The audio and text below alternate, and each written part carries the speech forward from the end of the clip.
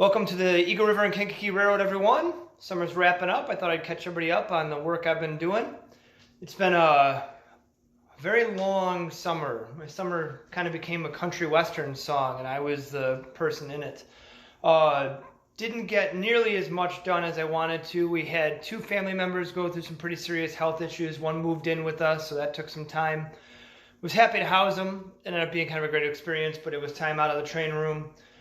We had an EF0 tornado hit our house. Everyone's fine. The people are fine. That's what matters. But it did some damage to our roof. I'll add some pictures at the end of this video showing that. It did some damage to the roof, which we had to pay for. So that was a couple of grand out of pocket because it was under the deductible of our insurance, of course. The school year ended up kind of stressful towards the end. Got a little wild and crazy. So it took a little while to get started back in the train room. And then even today, as I videoed this, I have to do it real quick because I got a 2-year-old with a really bad head cold. So the hits just keep on coming. But I was able to get some stuff done. I'll walk you around and show you what we did, and I hope you enjoy it.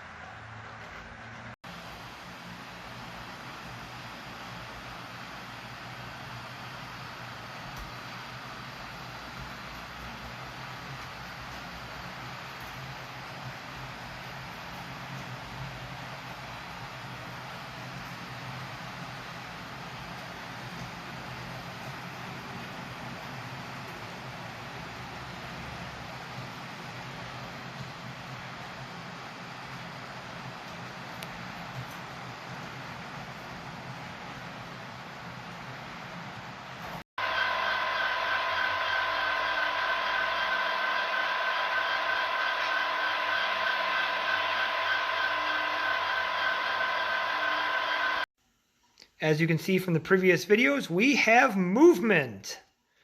My good friend Eric and I took a day and got the layout all wired up. So you can see right there, we got our bus wires and our drop wires all installed. Hooked up the Digitrax. Took a couple of times or so to kind of figure it out. But we got it figured out and we have movement. So, no more of those cobwebs staying around on the train tracks.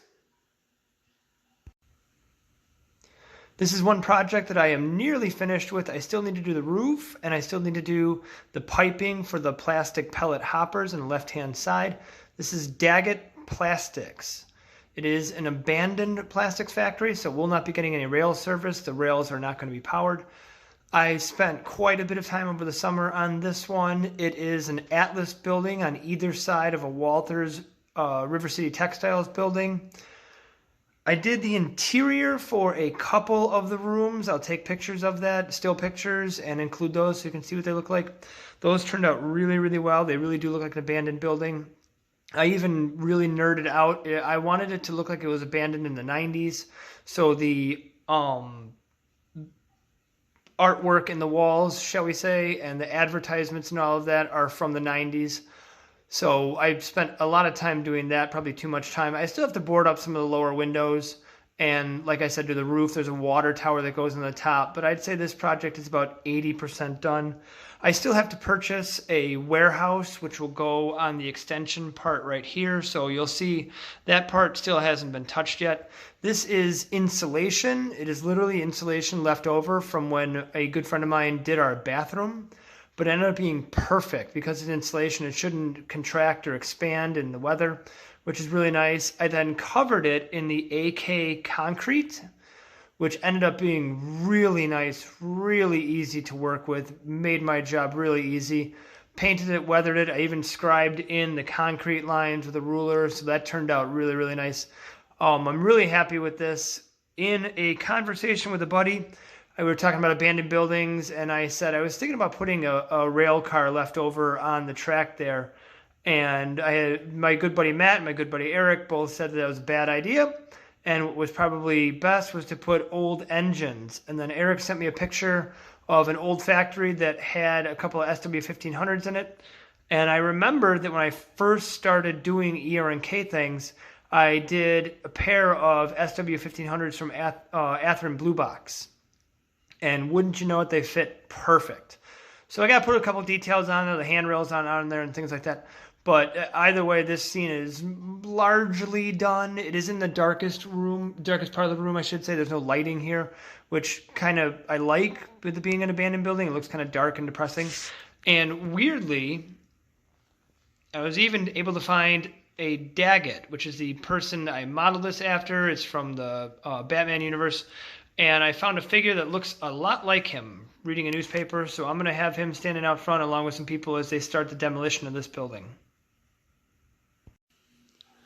A few months ago, I purchased 2 buildings from Faller. One is the insurance building, one is the office building. They're both really high quality, really nice. They come with interiors, but because these are the Eagle River and Kankakee headquarters, I really wanted to go overboard with them. So I purchased a bunch of 3D printed interior objects. The floor and walls there come with the kit, but the rest are all purchased via a bunch of different places.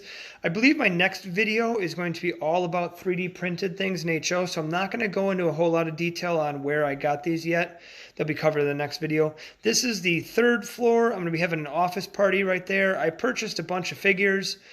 Office style figures, for example. I haven't painted them yet. It's been a long time since I painted figures. So I got to kind of remember how to do that. But that's the 3rd floor. This is the 2nd floor right here. And then this will be the lower floor. I spent a lot of times in offices back with my previous job. And the lower floor is usually pretty barren. So this guy here is going to be cleaning the floors on that lower floor, which I thought was pretty interesting, a little different. Some member of the proletariat poking around on that lower level, getting it all clean while the rest of the people are having fun. One thing I will say about these, I'm willing to bet, after spending many years in the copier and print industry, that I have the only HO scale prototypical copiers out there. That is a Xerox 78 series. Trust me.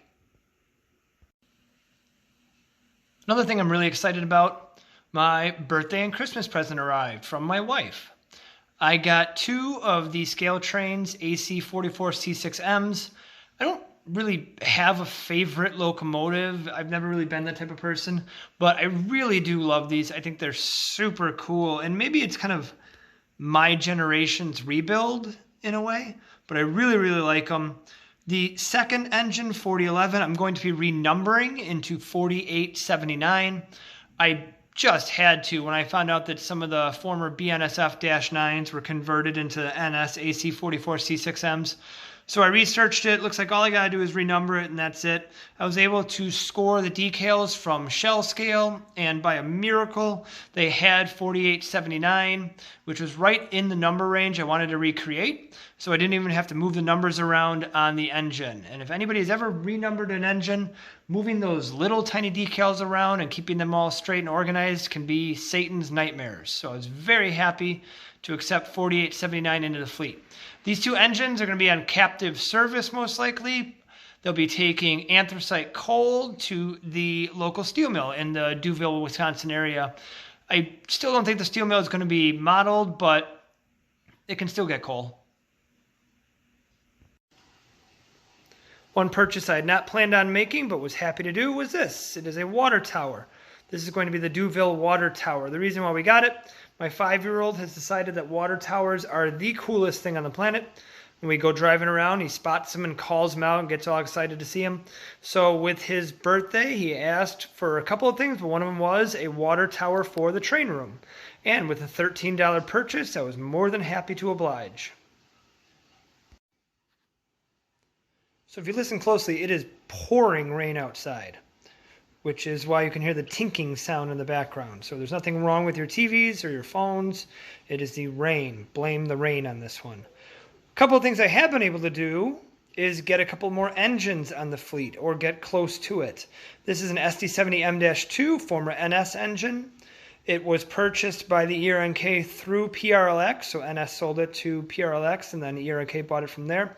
Still need to finish up some handrails. It's actually what I was doing before I stopped and started working on this video. So that is one of them. Another one, which is 100% done, is this SD70M. This is a former Susquehanna engine.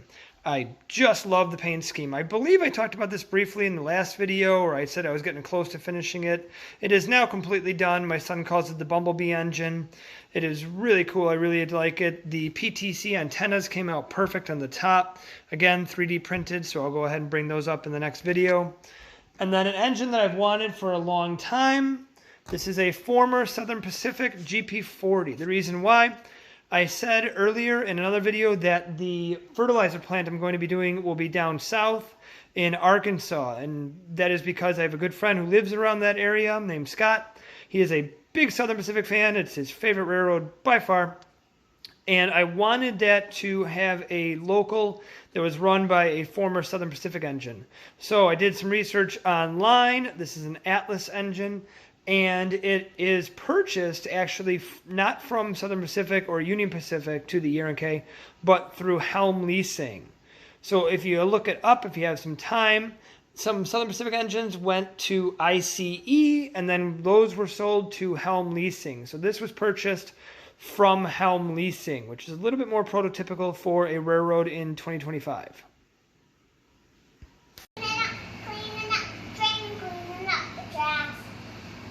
Keep going.